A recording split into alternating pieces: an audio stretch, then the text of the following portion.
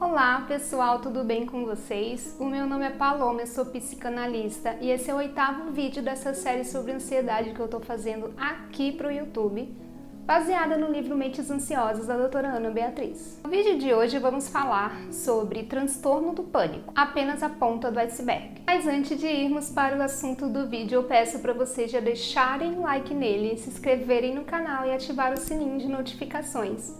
Me siga também no Instagram, que é PalomaGFS. Lá eu converso com vocês, posto conteúdo sobre terapia e como lidar com os problemas diários. Aviso quando tem vídeo novo no canal, além de responder dúvidas e questionamentos na caixinha de pergunta. Agora vamos para o vídeo. Dentre os transtornos de ansiedade, o do pânico é o que pode atingir as dimensões mais catastróficas, uma vez que os ataques se constituem como crises agudas de ansiedade de proporções imensuráveis em um curto espaço de tempo. O que é pânico? O nosso cérebro tem um sistema de alarme que detecta e sinaliza as ameaças e o perigo, e nos prepara para situações em que precisaríamos correr, fugir ou mesmo tomar decisões de forma reflexa e imediata. Todos nós já passamos por momentos de risco ou perigo em que o coração bate mais rápido e forte.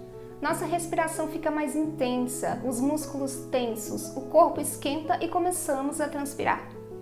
E é graças a essas alterações do organismo que conseguimos tomar atitudes de que pensávamos não ser capazes. Como uma arma, o nosso sistema de defesa cerebral tem um gatilho que, ao ser acionado por determinada situação de risco, desencadeia no cérebro uma verdadeira explosão de reações químicas, liberando neurotransmissores, que são mensageiros químicos que transportam, estimulam e equilibram os sinais entre os neurônios ou células nervosas e outras células do corpo.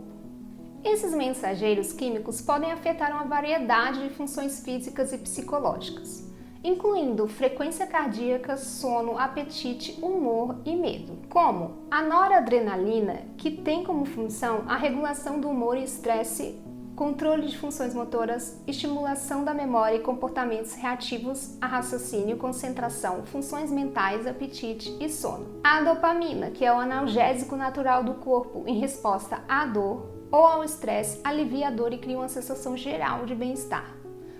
A endorfina, que também é um analgésico natural do corpo, que deixa nosso corpo pronto para enfrentar ameaças concretas.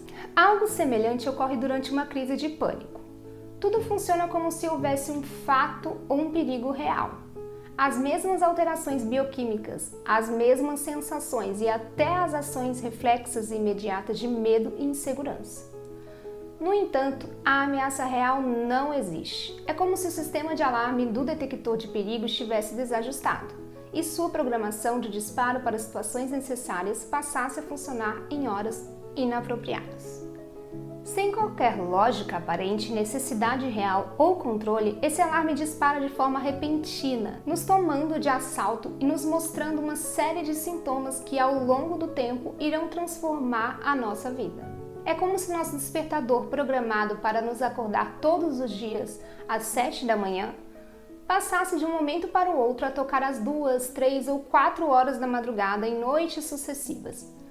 É claro que esses despertares indesejados com barulhos estressantes seriam responsáveis por sensações e consequências bastante desagradáveis.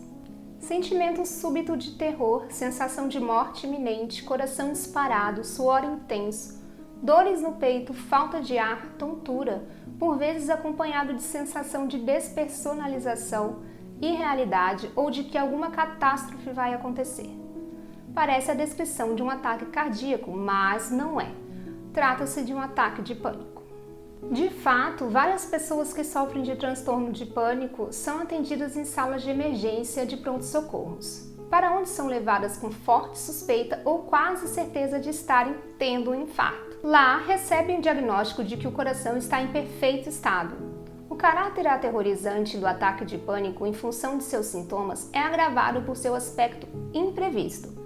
Ele chega sem dar sinais e passa a dominar a vida das pessoas que até aquele fatídico momento considerávamos totalmente saudáveis. De um instante para o outro perdem todo o glamour do luxo, da realeza, do amor, da música e se deparam com um balde de água suja, um trapo de pano e uma vassoura velha quase careca. Essa é a sensação após o primeiro ataque de pânico. É como acordar no meio de um pesadelo que parece não ter fim.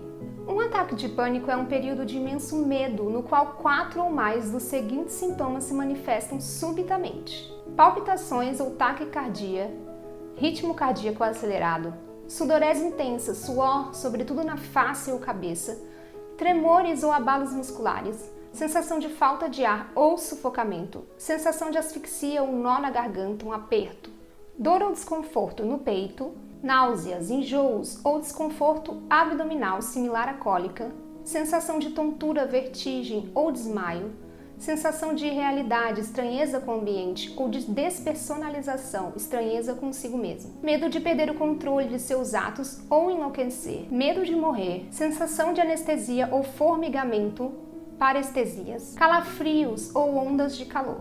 O ataque tem seu momento de maior intensidade, causando desespero, em geral por volta de 10 minutos após o início, e costuma se estender por cerca de 40 minutos. Como sei que estou tendo um ataque do pânico e não um ataque do coração ou um problema sério de saúde?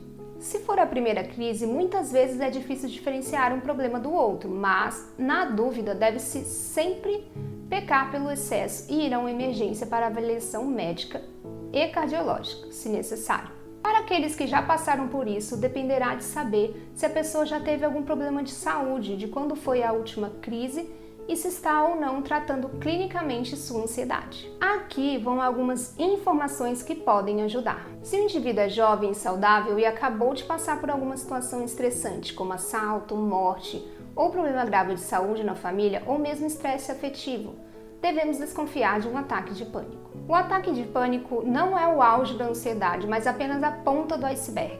Na maioria das vezes, as pessoas já estão ou são ansiosas.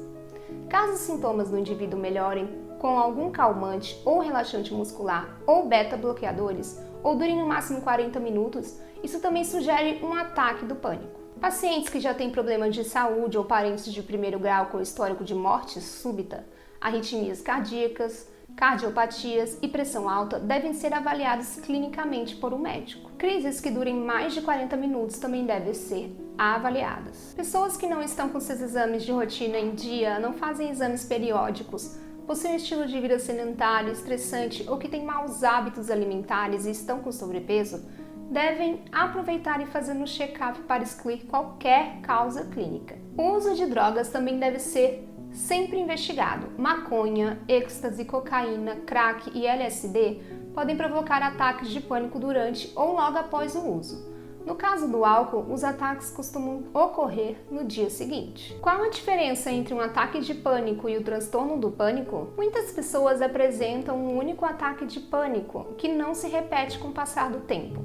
No entanto, quando esses ataques são frequentes, passam a caracterizar o transtorno do pânico, gerando um ciclo vicioso de sensações e comportamentos que acabam por limitar de forma relevante o cotidiano dos portadores. O fato da pessoa não poder prever a hora ou o momento de um novo ataque de pânico faz com que ela desenvolva uma ansiedade crescente quanto à situação e ao local onde o próximo ataque poderá acontecer. A partir daí, instala-se uma sensação muito peculiar aos portadores de transtorno do pânico, conhecida como medo do medo. Além disso, eles tendem a evitar locais e situações em que outros ataques já ocorreram, por exemplo, banco, carro, cinema, teatro, feiras, limitando a vida do indivíduo, fazendo-o sofrer de forma intensa e às vezes duradoura. Sem dúvida nenhuma, dentre os transtornos de ansiedade, o do pânico é o que pode atingir as dimensões mais catastróficas, uma vez que os ataques se constituem como crises agudas de ansiedade de proporções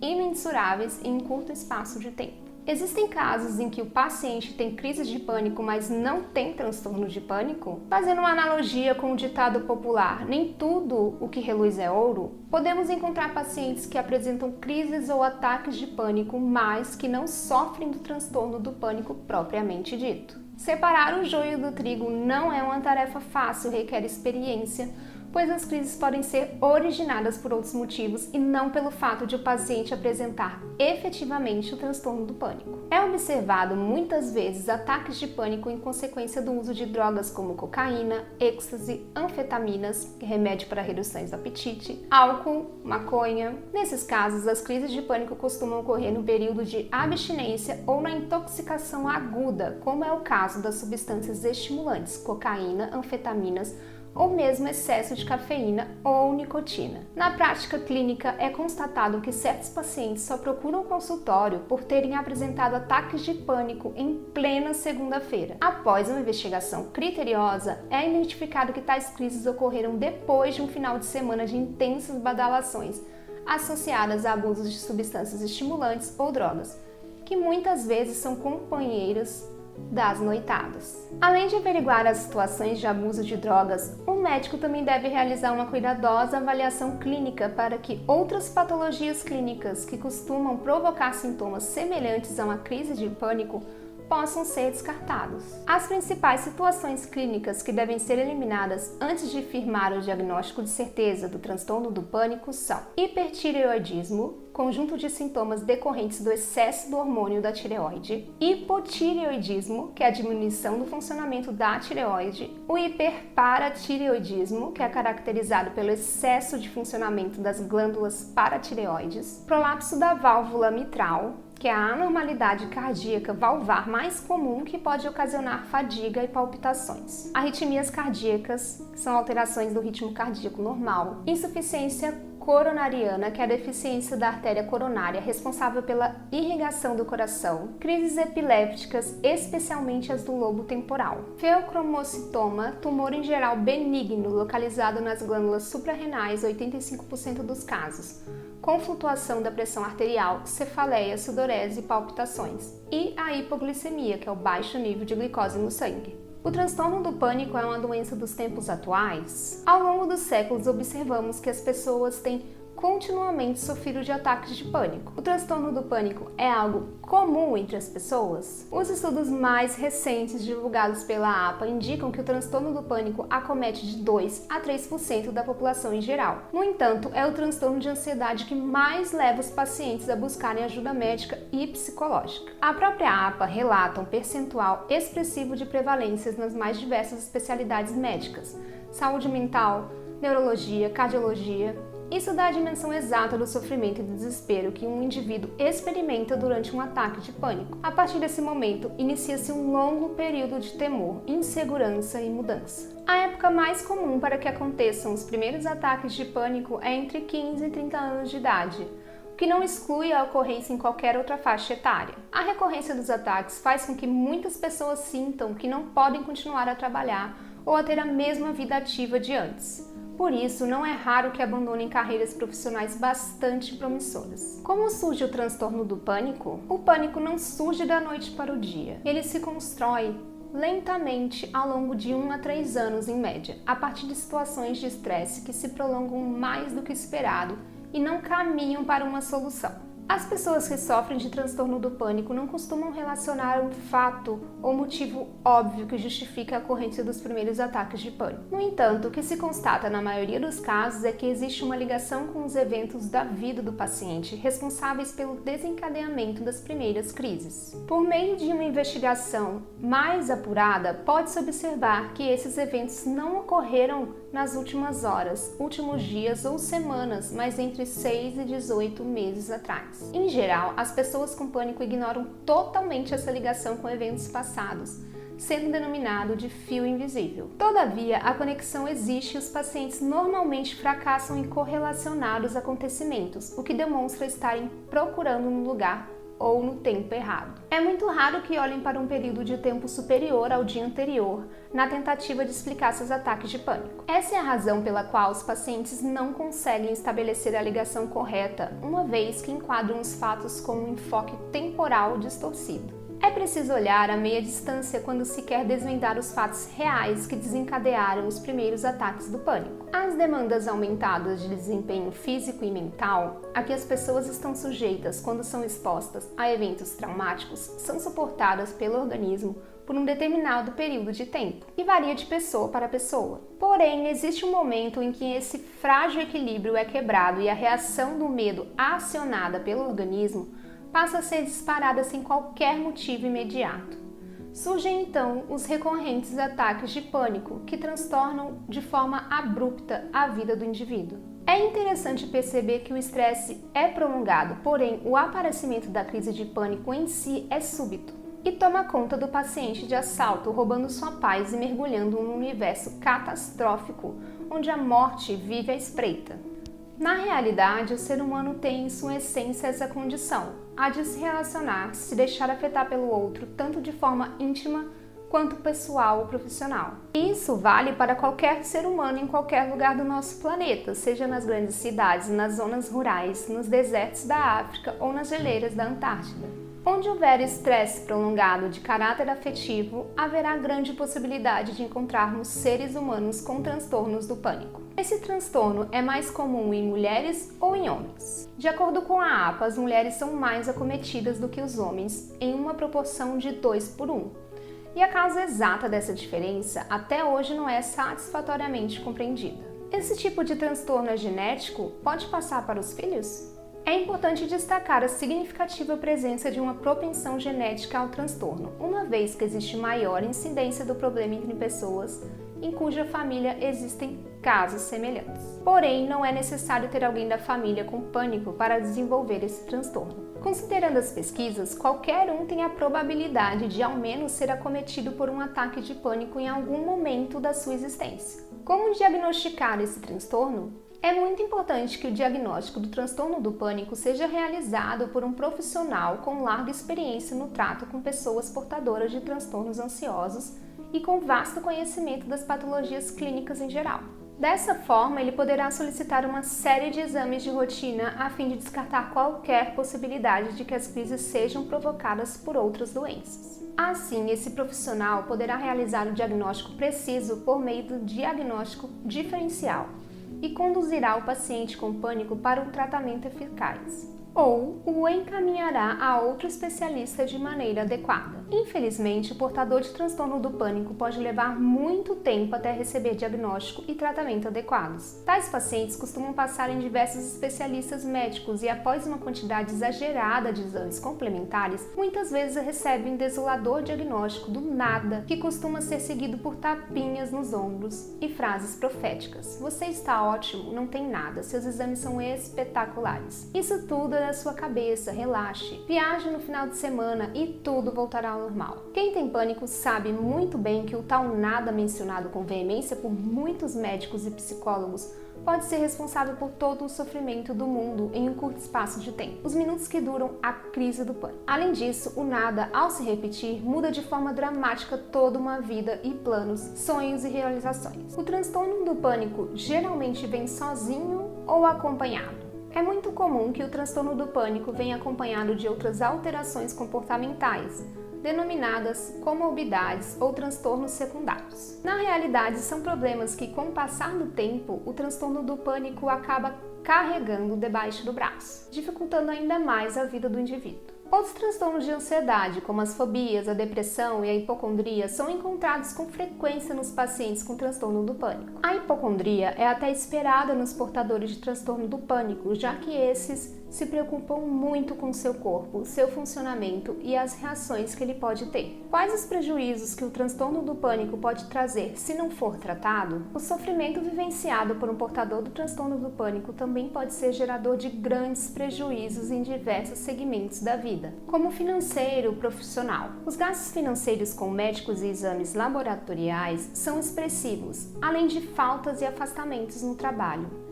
E às vezes internações em UTI, clínicas e os hospitais psiquiátricos sem nenhum benefício. É também muito comum ocorrerem recusas de promoções por falta de segurança e desmoralização ou pedidos de demissão e dispensa. Com a ocorrência sucessiva das crises, o paciente se recolhe como um bicho acuado e se restringe ao convívio familiar. A recusa aos convites sociais torna-se cada vez mais frequente devido ao receio de que uma crise ocorra a qualquer momento, o que leva automaticamente aos afastamentos dos amigos e conhecidos. Além disso, as pessoas do seu convívio social não conseguem entender de fato o que se passa com esse paciente, a não ser que ele seja muito amigo ou que já tenha passado ou visto algo semelhante. Após várias consultas médicas e exames que demonstram que o indivíduo não apresenta nada, pelo menos aparentemente, os familiares podem supor que todo o sofrimento não passa de falta de força de vontade e acabam por imprimir uma responsabilidade muito grande para que ele supere seus desconfortos sozinhos. Além do mais, não é raro que o paciente necessite de companhia para sair ou ficar em casa, o que tolhe a liberdade das pessoas de seu convívio e traz aborrecimentos conjugais ou familiares. Existe alguma patologia que pode ser desencadeada pelo transtorno do pânico? A maioria dos pacientes desenvolve níveis variados de ansiedade antecipatória, apresentando sintomas físicos e psíquicos só de imaginar possíveis crises de pânico, e esquizofóbica, evitando se expor a qualquer situação associada aos ataques. Em outras palavras, desenvolve um medo do medo. Quando esse atinge níveis muito elevados, o paciente passa a sentir verdadeiro terror e fisicamente a apresentar todos os sintomas de uma hiperatividade autonômica, que é parte do sistema nervoso responsável por descargas de adrenalina, criando uma situação na qual ele vivencia um estado permanente de pânico, mesmo não apresentando os terríveis ataques de fato. O nome que damos a esse transtorno é agorafobia. Na prática, os medos agorafóbicos mais típicos incluem usar transporte público como ônibus, trens, metrô,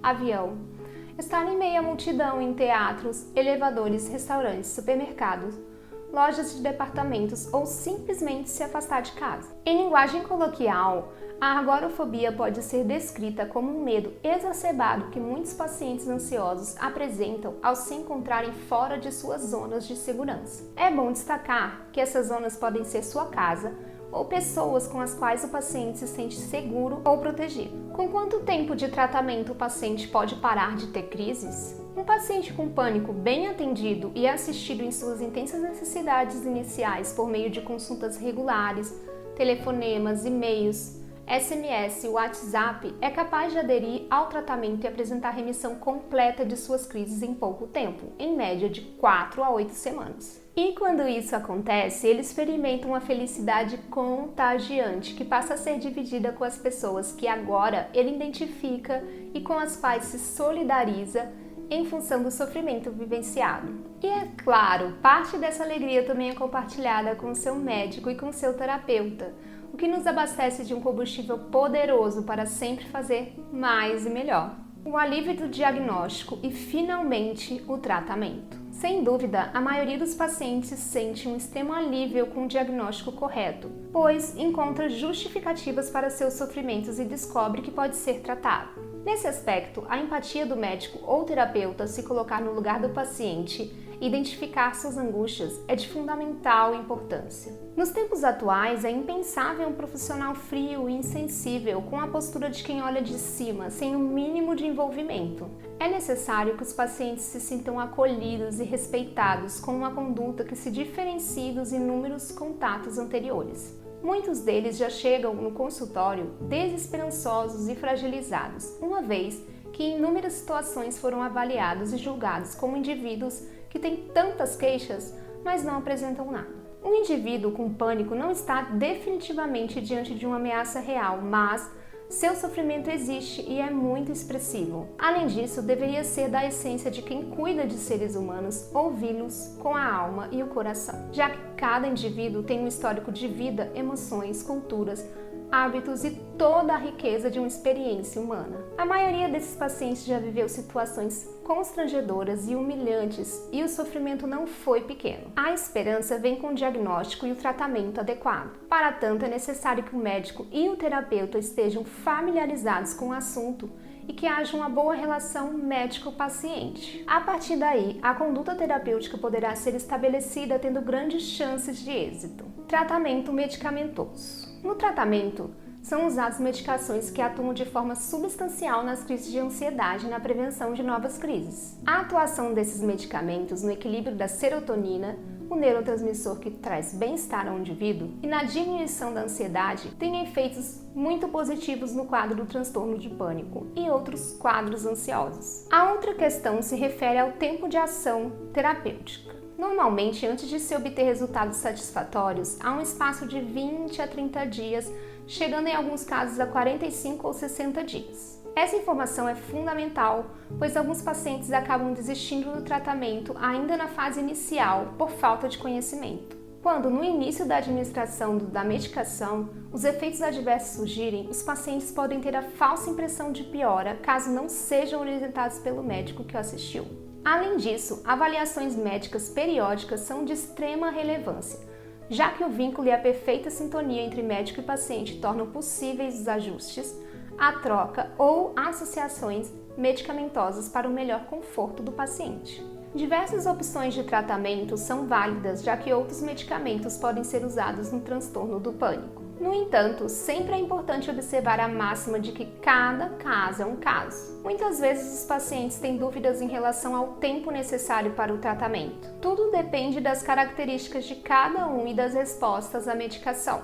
Normalmente, recomenda-se 1 ano ou mais de tratamento antes de a medicação ser retirada, para que não haja recaídas. É importante ter em mente que não há nenhuma consequência mais grave em decorrência do uso prolongado da medicação, sobretudo no que concerne aos antidepressivos. Os pequenos incômodos ou efeitos adversos são bem menores do que o alívio e o benefício geral alcançados com o controle das crises. Tratamento psicoterápico. Outra conduta não medicamentosa e que é fundamental no tratamento do transtorno do pânico é a terapia cognitivo-comportamental, TCC. A pessoa que sofre de pânico tende a experimentar uma sensação de perigo constante e ter interpretações distorcidas dos sintomas físicos, o que acaba acarretando, no início, a esquiva das situações nas quais os ataques ocorreram. Os sintomas físicos, como sensação de sufocamento, aumento do batimento cardíaco, suor, dentre outros, são supervalorizados e interpretados como um aviso de perda de controle ou morte iminente. Portanto, a terapia de base cognitivo-comportamental irá restabelecer o pensamento do paciente em relação à sua segurança, à avaliação das crises, ao medo de outras crises e à agorafobia, que é o medo e a ansiedade de ficar em situações ou locais sem uma maneira de escapar facilmente,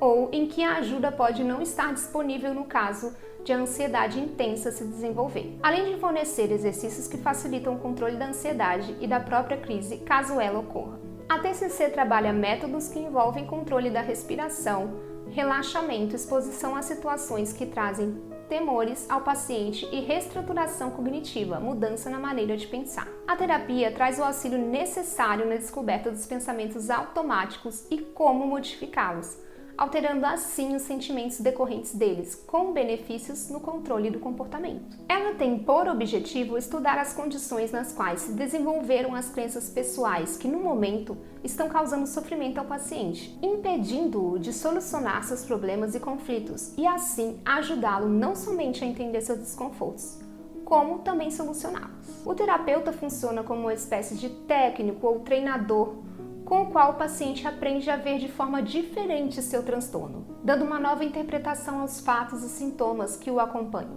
Outra estratégia muito utilizada é a exposição interoceptiva, que tem como objetivo corrigir as interpretações catastróficas dos sintomas físicos sentidos pelos pacientes como parte da ansiedade antecipatória ou de um ataque de pânico, na qual o paciente experimenta as mesmas sensações físicas percebidas no momento de um ataque de pânico, mas agora em ambiente seguro, como um consultório ou sua casa, na presença de pessoas conhecidas e confiáveis. Algumas dicas que podem ser muito úteis ao paciente no momento de crise. Quando a crise começar, procure se lembrar de que irá sofrer e ter medo, mas essa angústia é passageira e você não morrerá. Se estiver em casa, procure se deitar, relaxar e, de preferência, ouvir uma música ou utilizar técnicas de relaxamento. Tenha absoluta certeza de que a crise não durará muito tempo, apenas alguns minutos.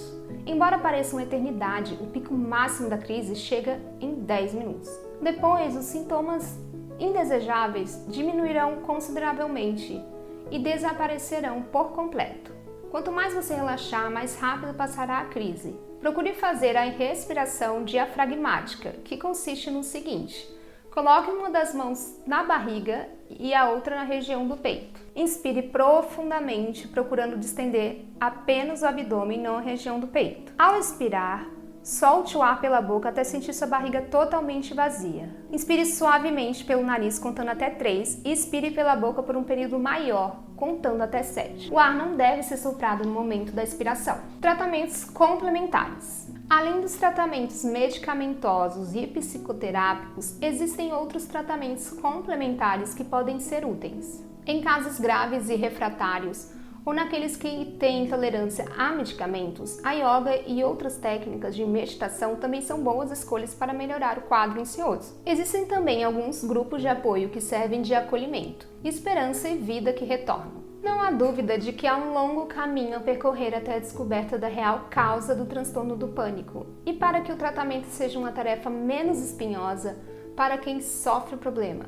Contudo, vale ressaltar que a informação é uma peça-chave para isso e que, por mais que se fale sobre o assunto, ainda é pouco diante do sofrimento. A tendência é sempre estigmatizar qualquer condição ou problema que afete nosso cérebro. No entanto, quem sofre de pânico e hoje recebe ajuda especializada sabe a verdadeira importância de cortar esse ciclo vicioso e ser novamente o condutor da própria vida. O pânico cutuca e machuca, e quem é da família sabe que respinga em todo mundo. A reconstrução. Para as vítimas do pânico, o problema parece confuso e ilógico, porém, quando elas começam a compreender a reação involuntária de medo que nosso organismo tem para nos proteger, tudo passa a fazer sentido.